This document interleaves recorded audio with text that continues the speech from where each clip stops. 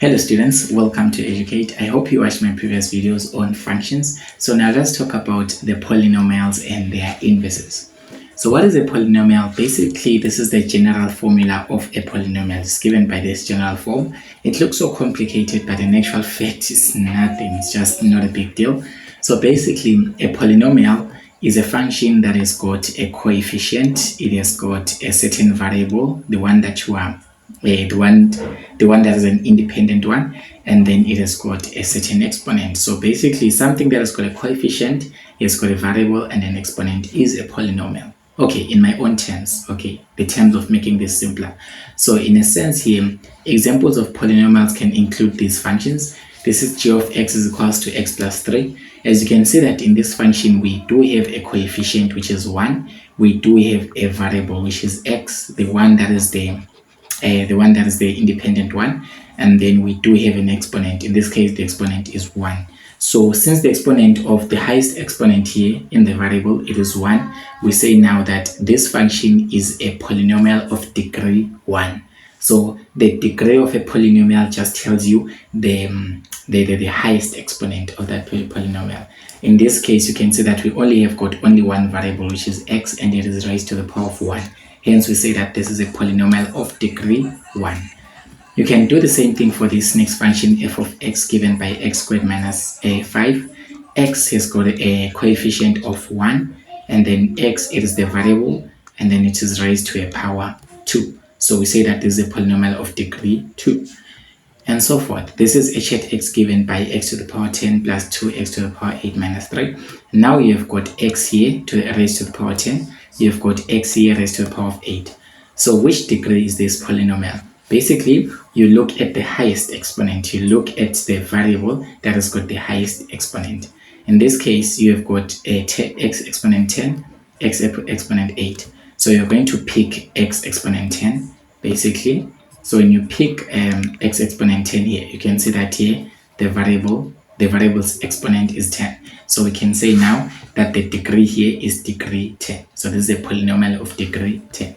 And here this is a degree 5 one, which is k at x, because the highest power in this case, you can see that we do have x to the power 5, x to the power 4, and x cubed. But we take the highest power to be the degree of the polynomial. So it is simple to just plot them. You can see this is an example of a polynomial. This looks like a cubic function, but it's definitely not a cubic function. It's just some random types of polynomials that you can find there. This is a parabola. This is another polynomial that you can find out there, and so forth and so on. Now let's look at their inverses. How do you find the inverse of a polynomial? So whenever you hear the word inverse, you need to know that you are actually reflecting the function on the line y is equals to x. We're still going to do that geometric interpretation later on, but basically when you say inverse, it just means that you are going to interchange. What you have to do is to interchange the function value and x. So you interchange x and y. So usually here, we refer to the function value as y. So basically you interchange x and y. Where there was x, you put y. Where there is y, you put x. So we're still going to look at it geometrically. Why do we even exchange the values? So basically, this is how an inverse looks like. You are given f of x given by 2x plus 9. Now you have to find the inverse. So basically, we can rewrite this as y is equals to 2x plus 9, because we say that the function value f of x, it is actually y. So here in this case, we interchange, meaning that where there is y, we put x. Where there is x, we put y. So this is x is equals to 2y plus 9. So in this case, remember that our function must start with y as the subject of the formula, because y is the function value.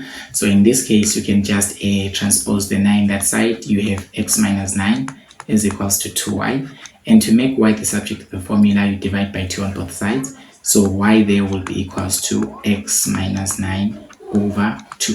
So this is the inverse. So the notation for writing an inverse, there will be like f to the power of negative 1 of x. This tells you that this is an inverse.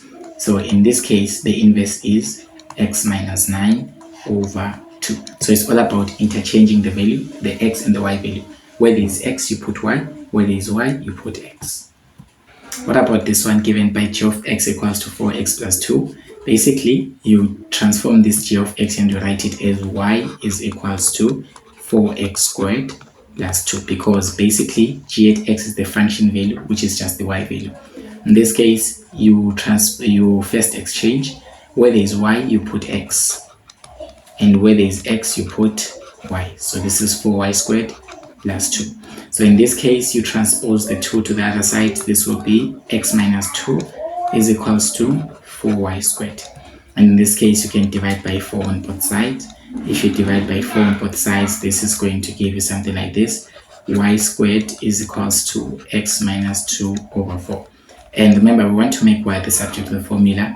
You put the square root on both sides. So this will be just y is equals to the square root of x minus 2 over 4, which can be written just as the square root of x minus 2 over 2. So this is the function value.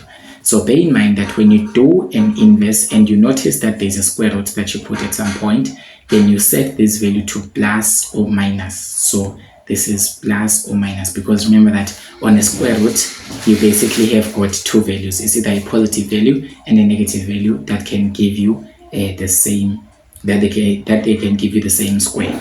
For example, 2 squared is equals to 4, and also negative 2 squared is equals to 4 as well. So for you to get to 4, if you do the square root of 4, you can either have positive 2 or you can have negative 2. That's why we always put plus minus when you put a square root. So that becomes an issue of concern, because if we plot this function, which is the inverse, in this case we say that the inverse of g at x is equals to plus minus the square root of x minus 2 over 4. Okay, so basically we can plot this inverse, we can plot this function, and then basically we're gonna see something like this. Here it is.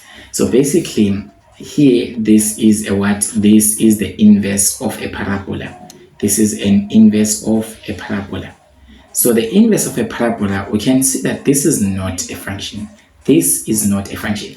Why is this not a function? It is because if we do the vertical line test, simply by putting a vertical line on the function here, it intersects the 2 points, one here and another one here. So this is not a function indeed.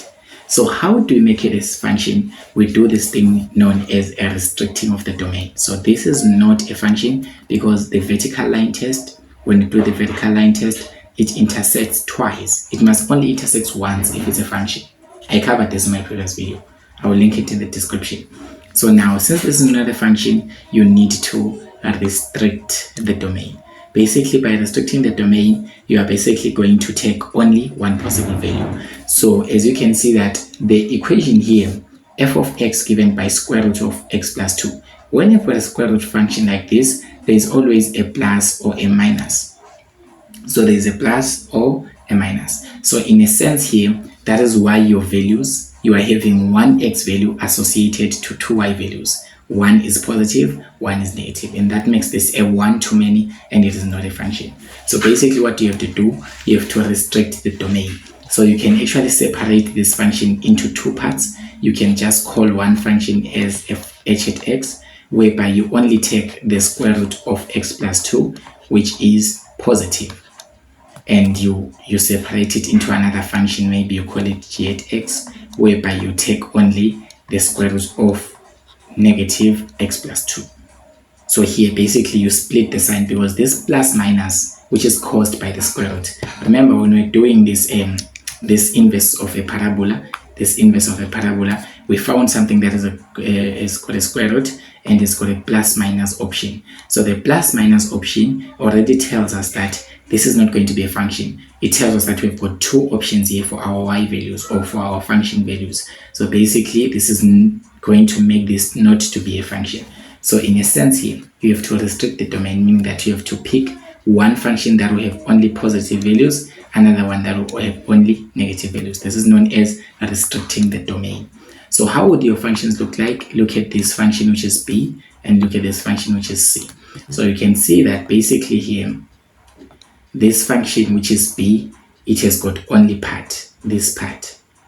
And you can see that this part is actually corresponding. This part is actually corresponding to this top part. So you can see that we have restricted the domain. We have cancelled out the other part by taking only positive x values. So you can see that here this is y is equals to square root of x plus 2. Y is equals to square root of x plus 2, the positive one. So here basically if you put the positive one here, you are going to plot something like this. And this is a function indeed because it is a one-to-one function. It's a one-to-one function. It's a one-to-one relation. So it is a function. If you put a vertical line here and do a vertical line test, it only intersects at one point. So this is a function. So by restricting the domain, you can take an inverse of a parabola, which is not a function, and take and transform it to be a function. Look at this one. So now here, if you take another option, whereby you take the y is equals to negative x plus 2. So you put negative first to say that you are going to only take the negative y values. If you plot it, it will be something like this. If you plot it using your calculator or your graphing computer, what. So here it is. So you can see that it is this remaining part. So you have actually separated it into two functions because this is not a function. So basically, let's answer this question. You have got here, this is actually a question that says determine whether the inverse of g is or determine the inverse of g if g of x is given by 24x squared, I forgot squared here, plus 28. And now the second question is g prime, okay, is the inverse of g a function? If not, give possible ways of making it a function. So first, let's determine the inverse. We know that g of x is equals to 24x squared plus 28. So we can basically just transform this and then make this to be y is equals to 24x squared plus 28. So 24x squared plus 28 is equals to y because the function value g is the same thing as y. And then now you do the interchanging. Remember, to find the inverse, you do the what? The interchanging. So you interchange x and y. So where there is y, you put x. X is equals to 24 y squared plus 28. And then in this case, you make y the subject of the formula. This will be x minus 28 is equals to 24 y squared. And y there will be equals to x minus 28 over 24. And then you put all this under square root. And then your function will have a plus and a minus option. So with the moment you put a square root, put a plus or minus to show that we can have two possible ways of getting to the square root, either using a negative number or a positive number, because the square of both is the equal. They are equal. The square of both things are equal. So basically, when you put a square root to simplify something, put a plus and a minus. So now question A is answered. We have solved the inverse. We have solved the what? The inverse of g. Now is the inverse of g a function? First of all, is this a function? No, it's not, because it's giving us two possible y values for only one x value. So this is a one-to-many case. It's not a function. So to transform this to be a function, what do we do? B. So this is not a function. We answer the question first. It's not a function.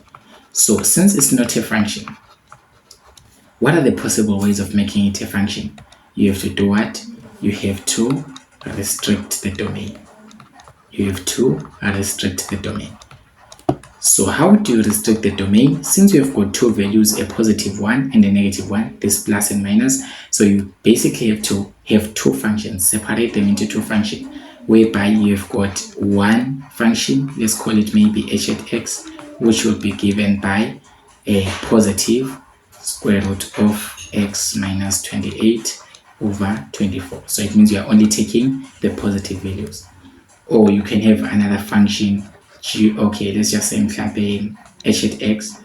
Maybe you can use another function f of x or something.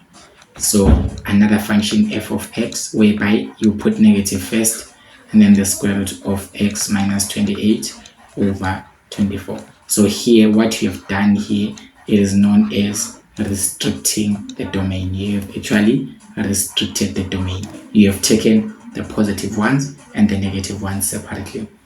So this is how you deal with the inverse of something that is not a function. Okay, in this case, the inverse of a parabola, this is a parabola because this is x squared. So it's a quadratic function, or it's a parabola. Whenever you do an inverse of it, it's not going to be a function automatically. So you have to restrict the domain to make it a function. So stay tuned for our videos as we make more of them, and don't forget to subscribe to our channel and support us here at the University of Zululand. Cheers.